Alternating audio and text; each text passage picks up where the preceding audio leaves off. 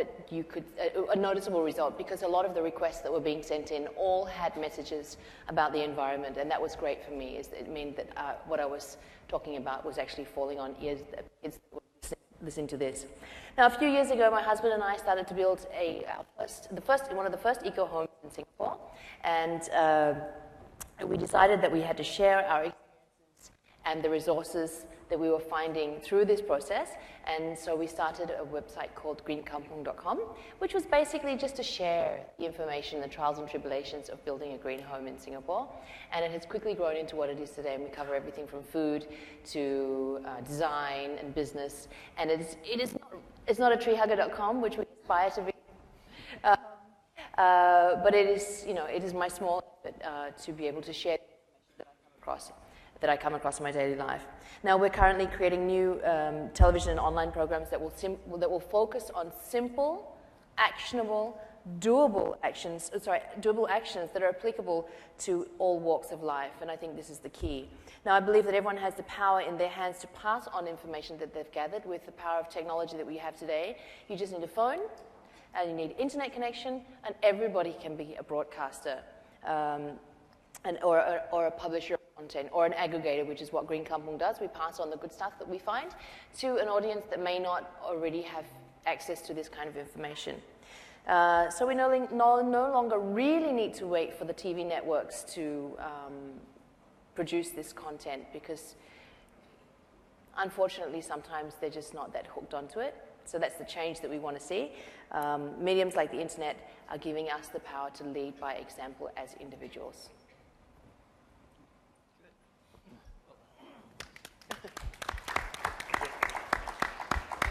Yeah.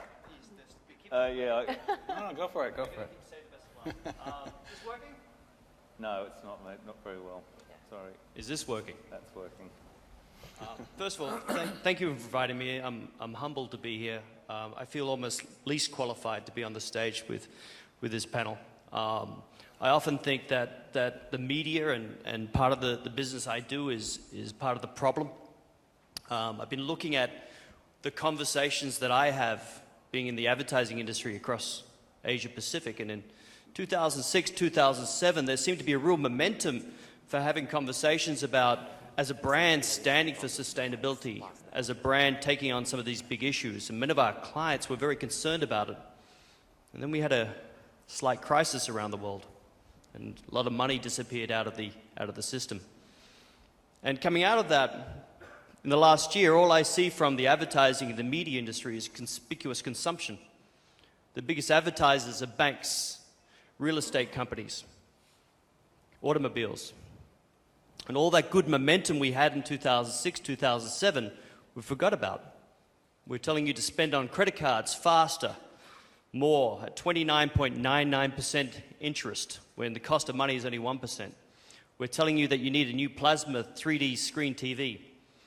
And we know that 80% of the world's problems are caused by 20% of the people. And my industry is fueling that because we're all worried about growth, because we lost it in 2009, 2010. So we're hungry, we're getting back, and we forgot the good principles we started to discover in 2006, 2007. But the good news is, when I come to a conference like this, I start hearing stories of progress. And maybe in 2007, I felt that the conversation and the movement was ahead of business. The movement was ahead of governments. And that the passion that people like Al Gore had to speak for change was ahead of where the world was. I now think that there are signs that the business community, the government communities are starting to get some momentum back. But it's now my industry, the film, media, music industry, that is now lagging behind and back to our old habits.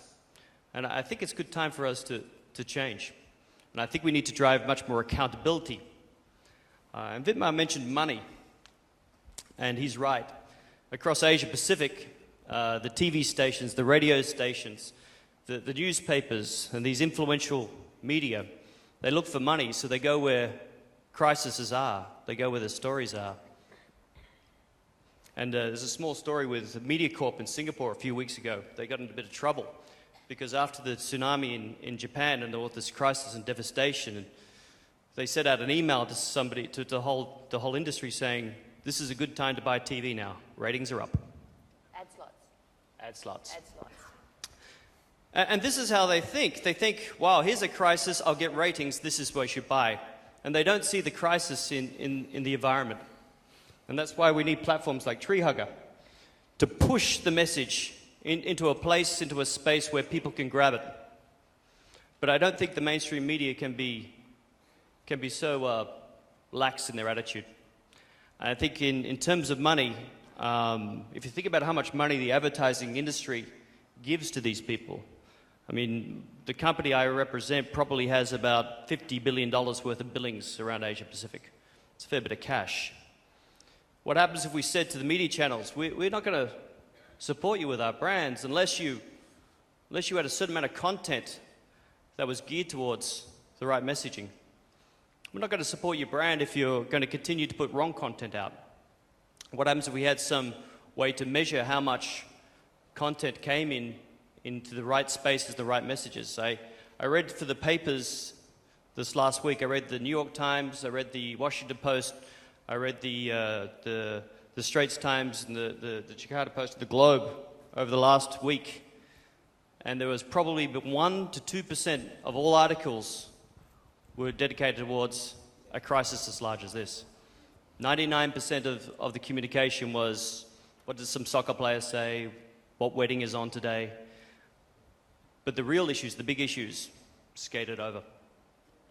So I think it's the job of the media industry now to catch up to business, to catch up to governments, and to start putting some accountability back into the content that goes out there. So all the responsibility for changing opinions of the world is not put on the shoulders of Graham and TreeHugger. More needs to be done. Thank you. Thanks. I think we've gone handheld now, mate. We're back onto the handheld. Yeah, I'm just going to shut it off because I think it was doing a bit of an echo. How's that? Does that sound good? So I'm Graham Hill. I'm the founder of a site, treehugger.com. And for those of you who haven't been there, it's basically a big green news site. So we started about 7 years ago. We have around 60,000 articles, so it's a really big resource. And we cover architecture, transportation, fashion, product design, and a ton of environmental news. We write about 50 articles a day, so we're very prolific. And it's very pro-business and very positive. And the idea is we're trying to help push green into the mainstream. And I don't think we can claim that we've done it all ourselves, but it has seemingly come along in the last 7 years. So it's been great. We sort of caught really good timing, and we've been part of this big surge into green. It's part of Discovery, and we get in the range of 5 to 6 million people a month for around 12, 15 million page views. So it's one of the most trafficked websites, and please check it out. And it's got a great newsletter. So think about joining that. So I have a bunch of notes here that I want to share with you. They're mostly targeted about media and the creation of media, but I believe that is also applicable to many of your organizations just in terms of overall method of communicating. So my proposal is simply that we need to not only talk the talk, but we need to walk the walk if we're going to be powerful in media. So I want to talk about talking the talk, and I want to talk about walking the walk. So first of all, in terms of the talk, got 6 main points. The first is that we need to go for depth. So this doesn't always work. Often, a lot of media these days is very shallow, and that's part of the business model. But I want to suggest that we need depth. And so if you have the latitude to really go deep on some stories, that's absolutely what's needed. So if you can dig in and add some real value versus just passing stuff on, that's a great thing to do, as much of that as you can. And we're able to do some of it, but we certainly do pass stuff on. So go for depth. Secondly, you want to think like a product designer. You want to try to look at media and the media that you create in terms of usability. You want to make it usable. So how can you help your audience make decisions? What are the key questions they're going to have? How can you help them get the right amount of information so they can make decisions